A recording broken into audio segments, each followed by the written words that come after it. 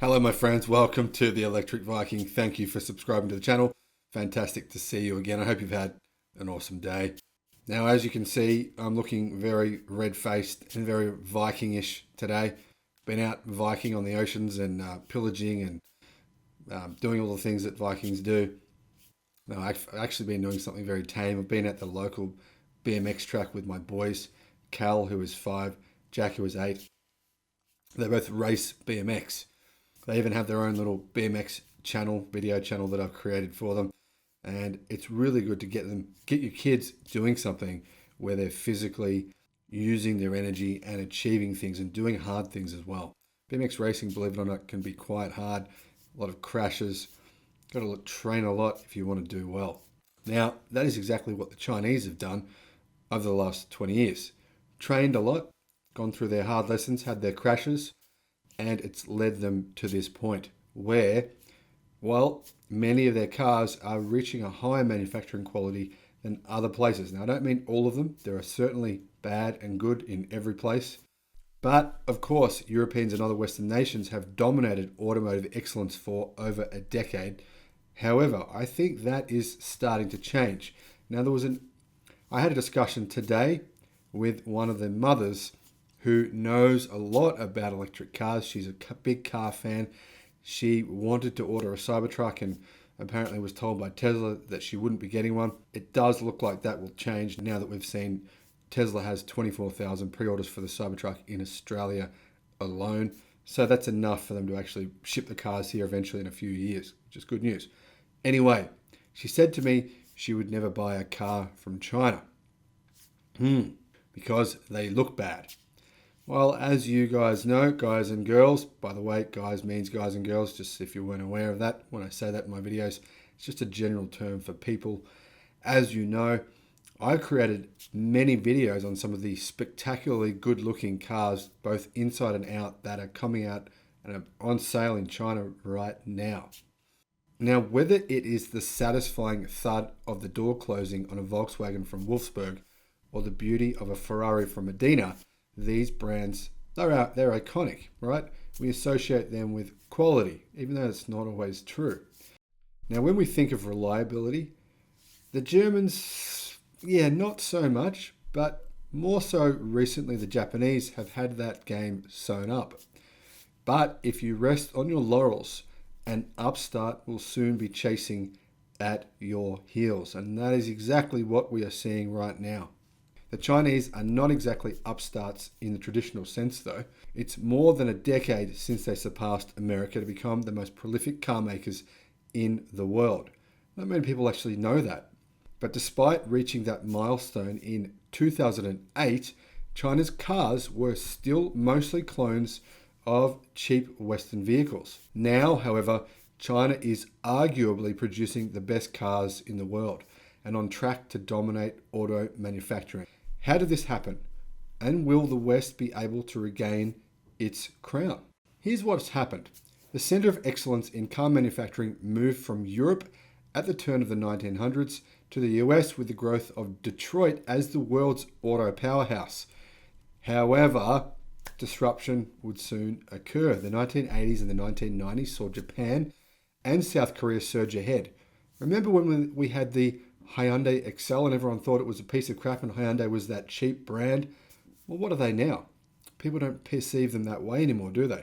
Anyway, after Japan and South Korea surged ahead, Europe rose again in the early noughties as Volkswagen jeweled Toyota to be the #1 manufacturer by output.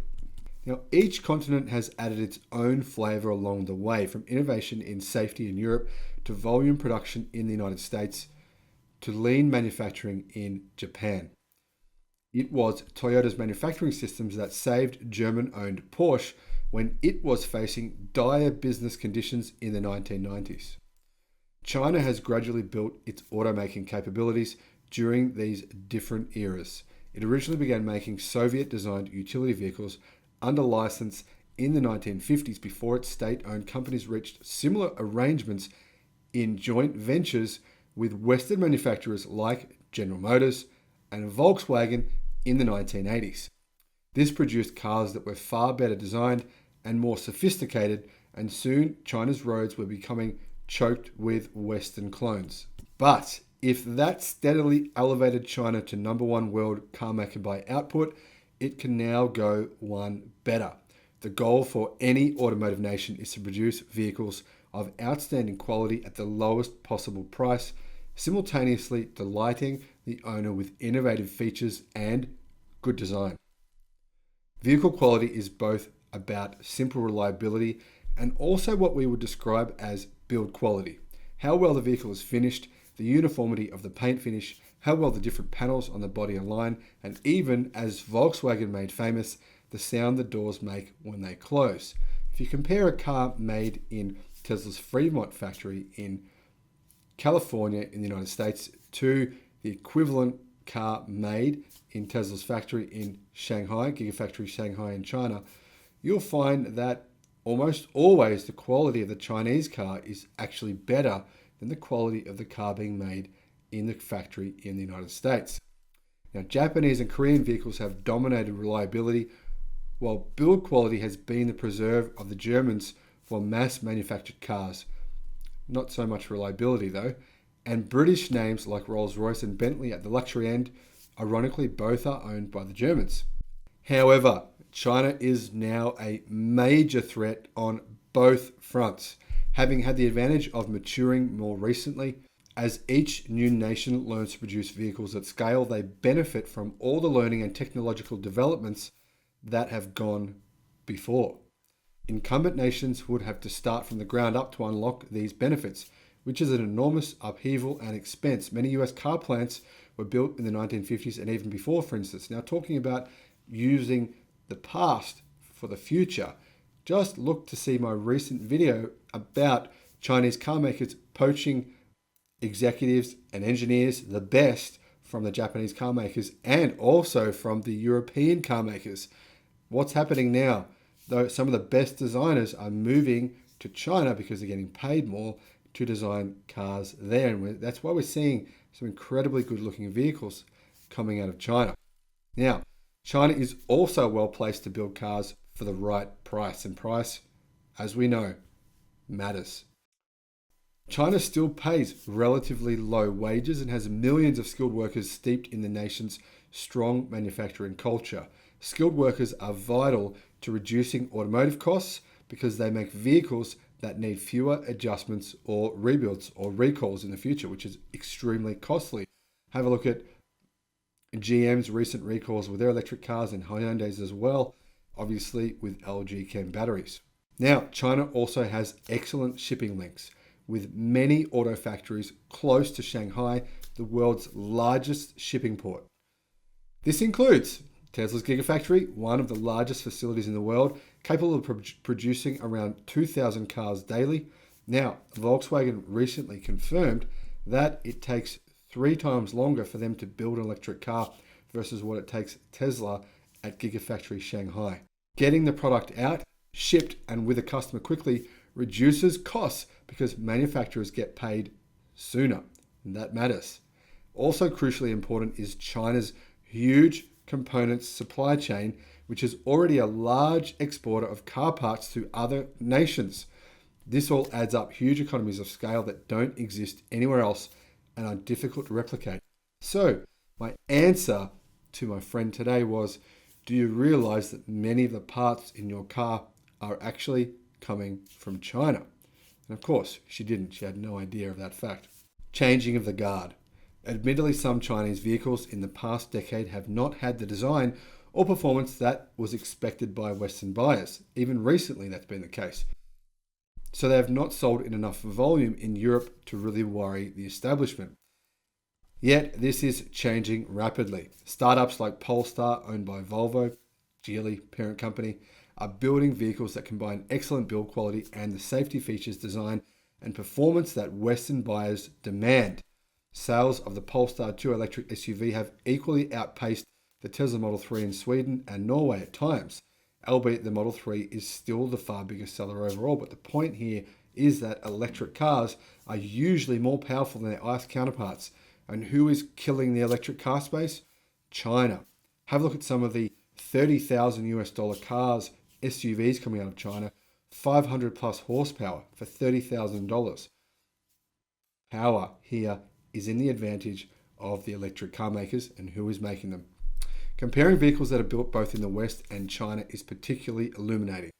Tesla's Model 3 and Model Y cars are both built in the US and China, like I said before, and owners in Europe have reported that the Chinese versions are better. I hear that their all-important panel gaps are tighter and they have fewer trips to the repair shop required after purchase. Polestar and Tesla have very modern factories and are fully electric. Both are designed in the West, as is BMW's iX3, another fully electric SUV built in China for export back to Europe. Probably didn't know that. Like Polestar and Tesla, the iX3 is taking advantage of China's supply chain in EV batteries, motors, and many other parts that go into an electric car. Now, Chinese designed and built vehicles are either pretty close or on par in terms of their design, and they're starting to invade European markets. XPeng is one Chinese startup that only produces electric cars. Having sold well in China, it is making its first moves into Europe via Norway with its G3 model. Soon, it will move with other cars into Europe, such as the P5, where it will be able to sell this vehicle at the same price that a Toyota Camry is being sold for. What do you think buyers will go for? The advanced, technologically capable vehicle with LiDAR, 600 kilometers of range, a luxurious interior, or the plain old, boring Toyota Camry, which, by the way, is an ICE vehicle and will be phased out in Europe by 2030. Now, getting back to the G3, reviews of this compact SUV by the established auto press have been good.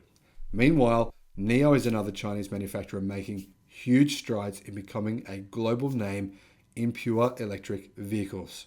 It is early days for these entirely Chinese designed cars to take on the establishment, and there is always the possibility that geopolitics upsets progress, but it finally seems that all of the ingredients are there. The next revolution in automotive is replacing petrol and diesel vehicles with electric. With all of China's advantages, it will lead this shift and finally become the home of the best cars in the world. This is inevitable and there is nothing we can do about it. Now, my response to my friend today, who said she wouldn't buy a Chinese car, was I pointed her to the sales figures here in Australia. The 4 fastest growing car brands in Australia are, guess what? All Chinese. So it's changing quicker than we ever thought it would. Thanks for watching the video, and I'll see you on the next one. Bye-bye.